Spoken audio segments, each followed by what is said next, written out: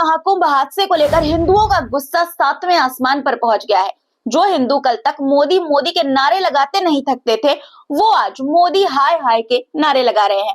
योगी सरकार की बदइंतजामी को लेकर लोगों का गुस्सा फूटने लगा है। लेकिन शर्म की बात यह है कि हिंदू धर्म के ठेकेदार होने का दावा करने वाले सियासत चमकाने में मशगूल हैं, दिल्ली में कमल खिलाने में व्यस्त हैं।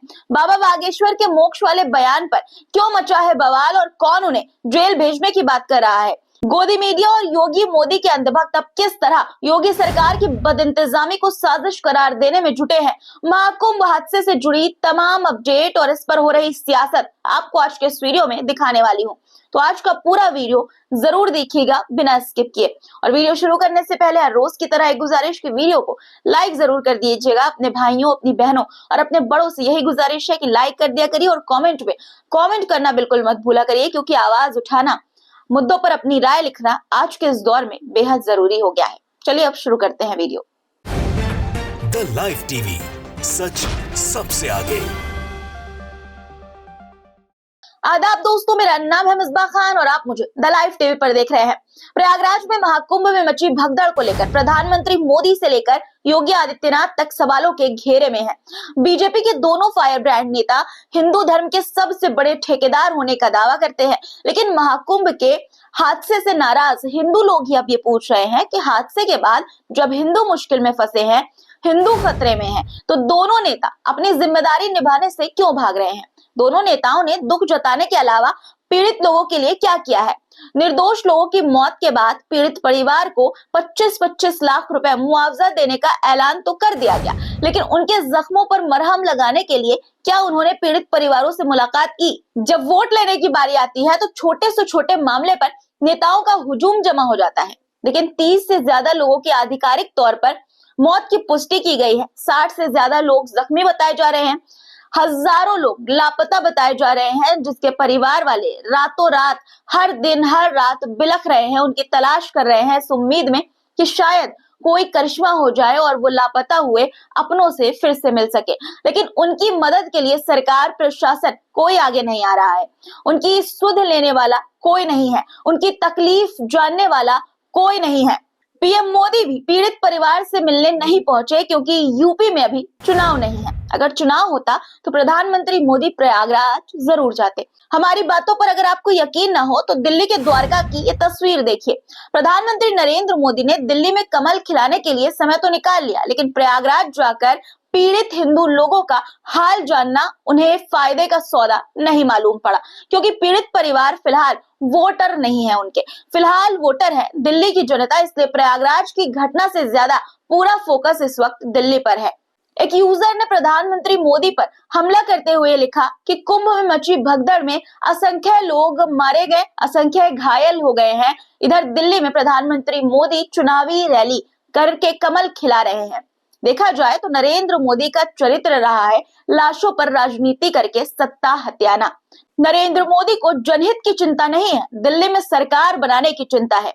दिल्ली में जाकर द्वारका में चुनावी रैली से प्रधानमंत्री नरेंद्र मोदी ये कह रहे हैं कि मैं कर्तव्य पथ से सुंदर यमुना का रिकवर फ्रंट बनाऊंगा। आपके एक वोट से यमुना जी का भाग्य बदल जाएगा। अरे मोदी जी, प्रधानमंत्री मोदी जी, माननीय प्रधानमंत्री जी, आपने कुंभ में भी तो रिकवर फ्रंट बनाए थे जनता के 7,000 करोड़ रुपए के कुंभ के कुल बजट में से। और कुंभ में क्या हुआ? कितने मासूमों की जान गई। बजाय कुंभ में जनता के पास जाकर उनका दुख बांटने के, आप बड़ी ही बेशर्मी से चुनावी रैली कर रहे हैं। इतनी असंवेदनशीलता बेहद ही शर्मनाक बात है ये। आपको याद होगा दोस्तों, जून 2023 में जब ओडिशा के बालासोर में जब रेल हादसा हुआ था, तब प्रधानमंत्री मोदी ने खुद वहां का दौरा कर राहत और बचाव कार्य का जायजा लिया था। हादसे में 260 से ज्यादा लोगों की मौत हो गई थी। मोदी अंधभक्त अब ये कहेंगे कि मौत की संख्या ज्यादा थी इसलिए, लेकिन वजह कुछ और थी। दरअसल कुछ महीनों बाद ही ओडिशा में विधानसभा और लोकसभा चुनाव होना था। अब आप लोग समझ गए होंगे कि जब तक सियासी फायदा ना हो, भारतीय जनता पार्टी को किसी की भावना या तकलीफ की कोई कद्र नहीं होती, चाहे वो हिंदू ही क्यों ना हो। अभी भी कुछ हिंदू आकर कमेंट बॉक्स में मुझे उल्टा सीधा बोलेंगे, गाली देंगे, कहिए, जो कहना है कहिए, लेकिन जब आपकी आंखें खुलेंगी तो बहुत देर हो चुकी होगी। हादसे से पहले ही प्रधानमंत्री मोदी का प्रयागराज आने वाला कार्यक्रम था, जिसमें वो कुंभ में डुबकी लगाने वाले थे, लेकिन वजह का पता नहीं। लेकिन जानकारी ये सामने आ रही है कि प्रधानमंत्री मोदी का 5 फरवरी का प्रयागराज दौरा जो है वो अब रद्द हो गया है। शायद प्रधानमंत्री मोदी और योगी को अब इस बात का डर सता रहा होगा कि इस दौरान कहीं हादसे से नाराज हिंदुओं की उन्हें नाराजगी का सामना न करना पड़ जाए, उनको नाराजगी न झेलनी पड़े। फिर तो हिंदुओं के ठेकेदार होने का जो ढोंग रचाया जाता है, जो ढोल पीटा जाता है, उसकी जो है वो पोल हिंदू ही खोल देंगे और दावे के ढोल को फटने में जरी भी देर नहीं लगेगी। इस दावे में सच्चाई भी नजर आ रही है। दरअसल दोस्तों, प्रयागराज का एक वीडियो सामने आया है जिसमें योगी आदित्यनाथ की सरकार की बदइंतजामी से परेशान श्रद्धालु मोदी हाय हाय के नारे लगा रहे हैं।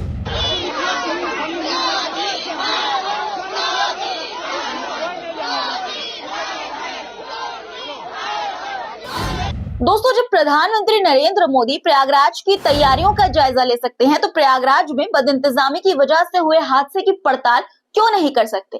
क्या सिर्फ इसलिए क्योंकि इससे योगी आदित्यनाथ नाराज हो जाएंगे, अपने काम में से दखलंदाजी समझेंगे? सीएम योगी का जब जिक्र हो ही रहा है तो इस सिलसिले को थोड़ा और आगे बढ़ाते हैं।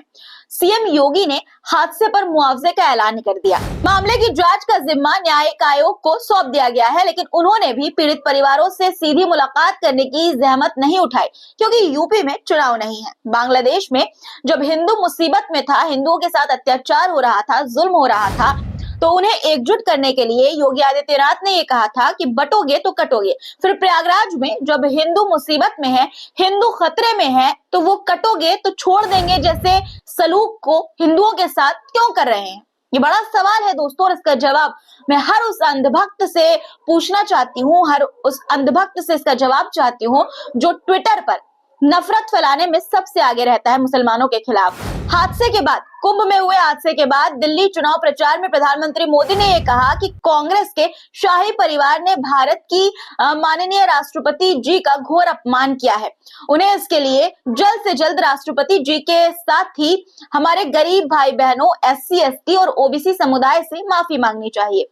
माफी किसको मांगनी चाहिए? अगर थोड़ी सी शर्म बची है तो मोदी जी कहिए यूपी के सीएम योगी जी से कि तुरंत हाथ जोड़कर माफी मांगे, और सिर्फ माफी ही नहीं बल्कि कुर्सी छोड़े, इस्तीफा भी दे। और ये मांग जो है शंकराचार्य जी भी कर रहे हैं, क्योंकि इस देश की जनता भले ही योगी को माफ कर दे, लेकिन भगवान ऊपर वाला कभी माफ नहीं करेगा, क्योंकि इंसान को उनके हर पाप का, हर जो जिम्मेदारी, हर मासूमों की मौत का हिसाब यहीं देना होता है।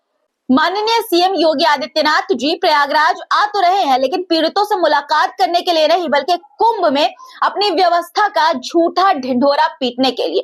दरअसल उपराष्ट्रपति के प्रयागराज दौरे पर सीएम योगी उनके स्वागत में मशगूल हैं।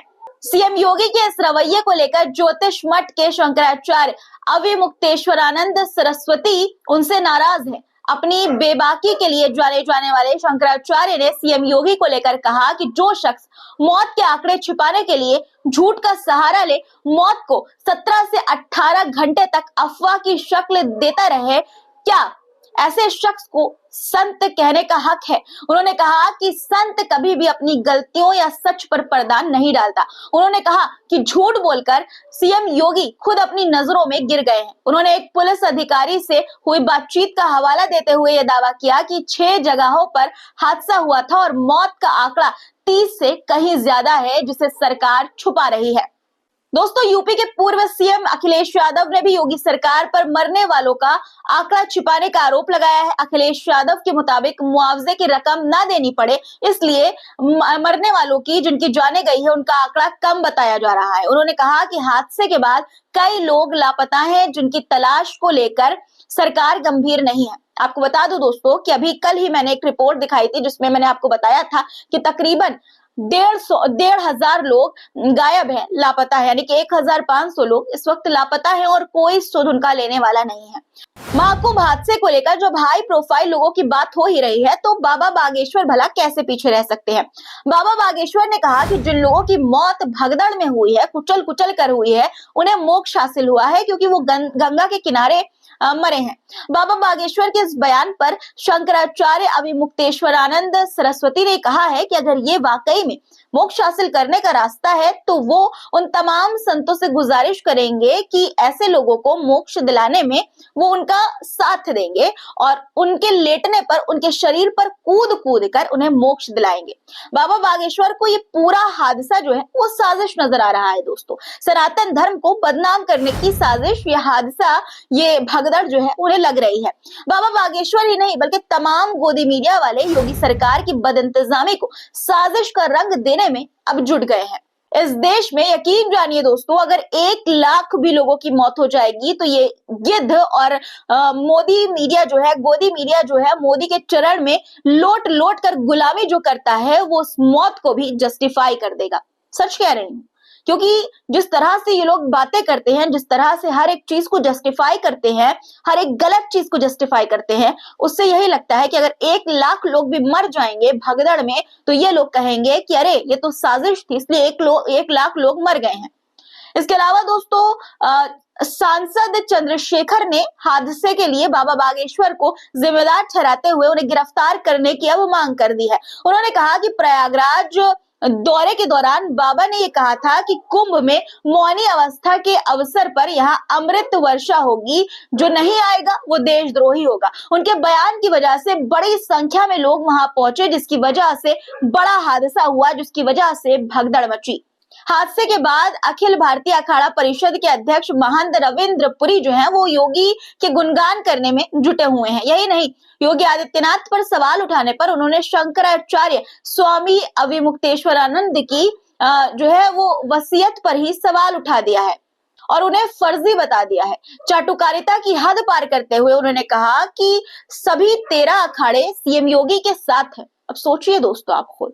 उनके इस बयान पर मनोज यादव ने यह लिखा कि धार्मिक सत्ता राजनीतिक सत्ता के पैरों में गिरकर लहालोट है। रविंद्र पुरी जी, आपसे इससे ज्यादा उम्मीद क्या किया जाए। अविमुक्तेश्वरानंद जैसे संत की जरूरत है जो सत्ता के आंखों में आंखें डालकर अपनी बात कह सके।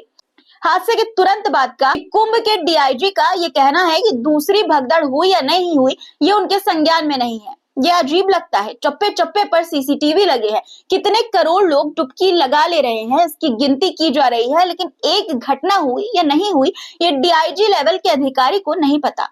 गोदी मीडिया में ऐसे ऐसे वीडियोस प्रस्तुत किए जा रहे हैं दोस्तों, जिसमें संदिग्धों को हादसे के लिए जिम्मेदार ठहराया जा रहा है। इसी तरह का एक और वीडियो सामने आया है जिसमें चश्मदीद होने का दावा करते हुए इसके पीछे साजिश की आशंका जाहिर की जा रही है।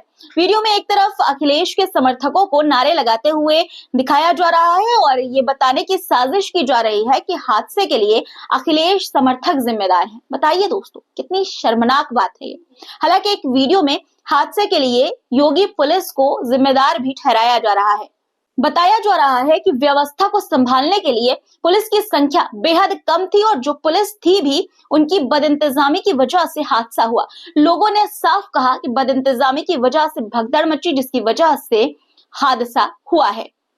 एक और वीडियो में यह दावा किया गया है कि प्रशासन ने मौत के आंकड़े छिपाने के लिए बॉडी को गायब कर दिया, डेड बॉडीज को गायब कर दिया है और हादसे के बाद डेड बॉडी को परिवार वालों को नहीं देखने दिया गया। आज के लिए इतना ही दोस्तों। आज की खबरों पर आपकी क्या राय है कमेंट में जरूर लिखिएगा दोस्तों अपनी राय। आपका प्यार, आपके सुझाव बेशकीमती है मेरे लिए, इसलिए कमेंट जरूर कीजिएगा मुद्दे पर। और वीडियो अभी तक देख रहे हैं, लाइक नहीं किया है तो लाइक कर दीजिए, ज्यादा से ज्यादा लोगों तक वीडियो शेयर करिएगा। फिर मुलाकात होगी कुछ नए मुद्दों के साथ, तब तक के लिए खुदा हाफिज। द लाइव टीवी, सच सबसे आगे।